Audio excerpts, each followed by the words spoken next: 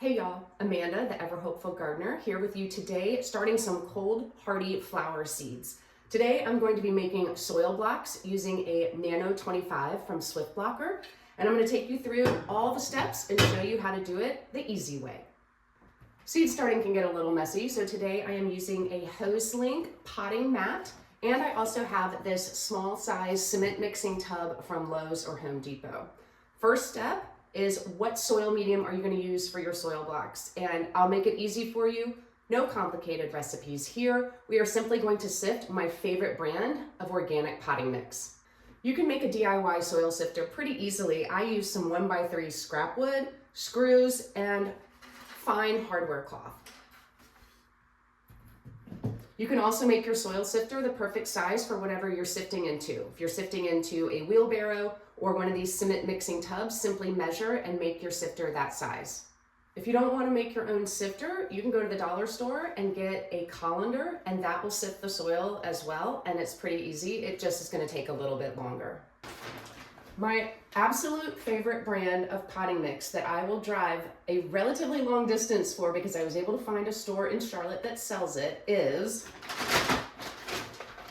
Bush Doctor's Coco Loco by Fox Farms Soil and Fertilizer.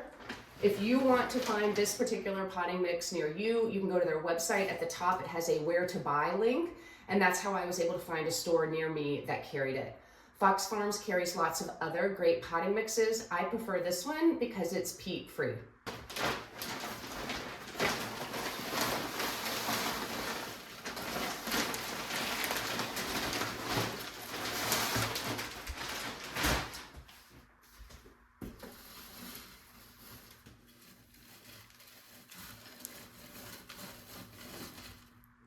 It's really important to sift out these large wood and bark fines as well as large pieces of perlite.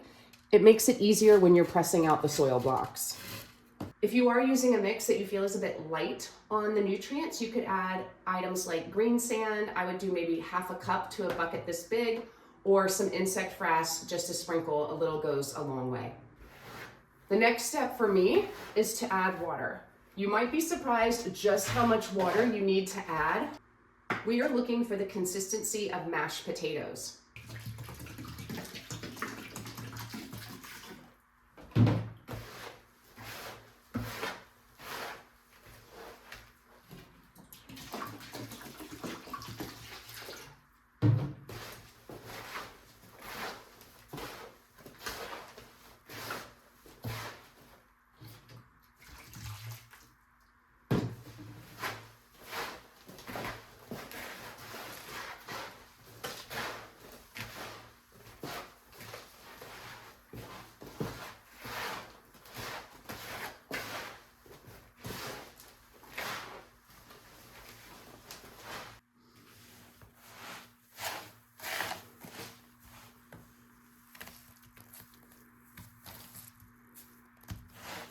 I am able to squeeze some water out of the mix, and that is great. This is feeling a lot like mashed potatoes. I think we're ready to go.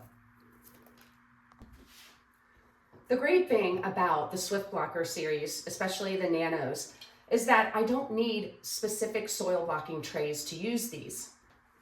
I can use Tupperware containers that I have in my kitchen. I can also use takeout containers that are the right size. Has a built-in humidity dome. I can use this lettuce tub. I'm simply gonna flip it up like this. The lid becomes the base and the container becomes the humidity dome. As I mentioned today, I'm gonna be using the Nano 25. These are gonna make 25 soil blocks. The seeds I'm going to be starting today are pincushion, lupine, larkspur, and strawflowers, all of which are cold hardy. I'm zone 8A. I'll be able to start these inside, harden them off, and then plant them outside even though it's winter.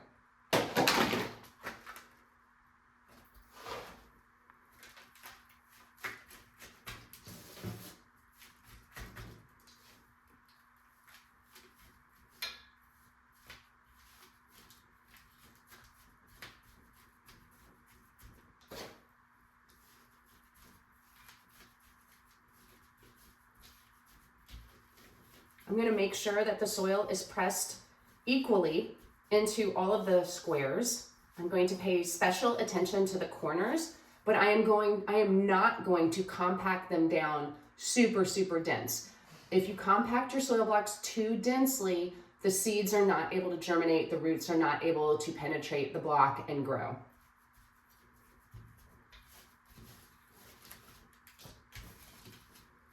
All right, I've pressed the soil evenly into all of the openings, and now I'm going to get rid of the extra. You want the soil to be even with the grid. You don't want soil above the grid. That'll make it extremely difficult, if not impossible, to press your blocks out. All right, I've got a little bit of mess around the sides. I'm just gonna scoot that off, which is why this potting mat is awesome. I'm not worried about making a mess in my dining room. Okay. Now I'm gonna take the top of the Swift Blocker Nano. I'm going to set it on top and lightly press down. I'm gonna firmly press down. And what I'm doing is I'm using these dibbles. I'm using these built-in dibbles to create a shallow depression in the surface of the soil where I'm going to sow the seed before I press the block out. For these soil blocks, I'm going to be planting Renee's Garden Singing the Blues larkspur.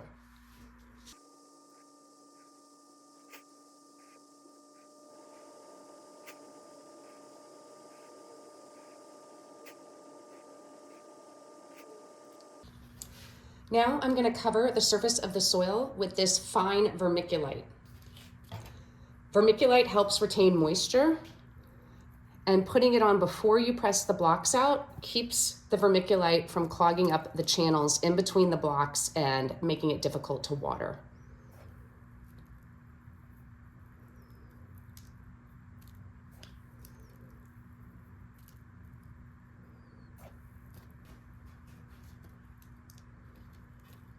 When you are pressing out the blocks, you are not pushing the top down. You are in fact using your hands, your fingers, to pull the bottom up to the top.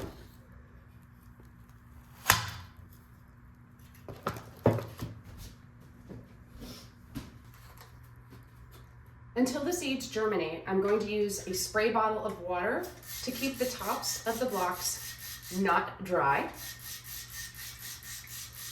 Once my seedlings have germinated, I will be taking the humidity dome off the top. This is the top of the container will be the humidity dome. This will come off once they germinate. And at that point, a gooseneck or a watering can with a small opening is ideal. And I will simply pour water carefully around the base of the blocks to bottom water.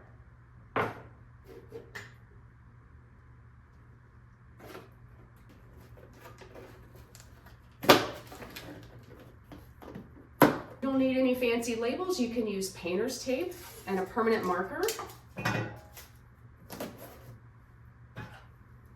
So we did Singin' the Blues larkspur, and I'm also going to put the date.